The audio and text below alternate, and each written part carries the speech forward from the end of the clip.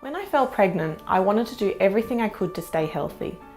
But I was also being bombarded with messages about what to do for my baby. I knew it was good for me to keep moving, but everyone was saying I should stop running and stop my high-intensity interval training sessions. You can walk, they said, but be careful about losing your breath. Doctors would scare me by talking about how I might be cutting off oxygen to my baby. I had friends who told me stories of them doing a high-intensity interval training session in the 3rd trimester and having a premature baby the same night. I was scared, so I stopped exercising. My baby's health was more important than my own. It's normal for mums to focus on the health of their baby. Some people also think it's safer to avoid any risks in pregnancy, no matter how small.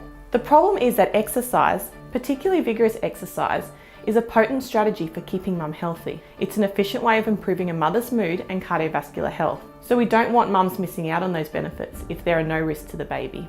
Turns out there aren't. We did a systematic review of all the studies looking at vigorous exercise in pregnancy.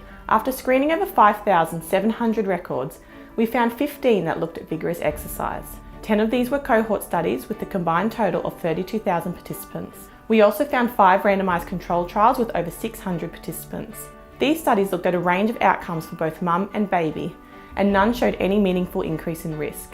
There was no difference in birth weight of babies when their mums did vigorous exercise. Similarly, there was no increased risk of the baby being born small or small after controlling for their gestational age. Vigorous exercise didn't affect mum's maternal weight gain and was actually associated with a lower chance of prematurity.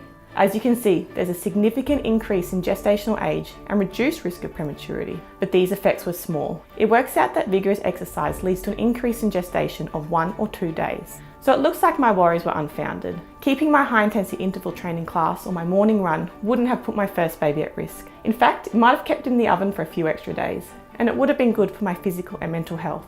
This time around, I'm not taking any risks. I'm keeping up my vigorous exercise.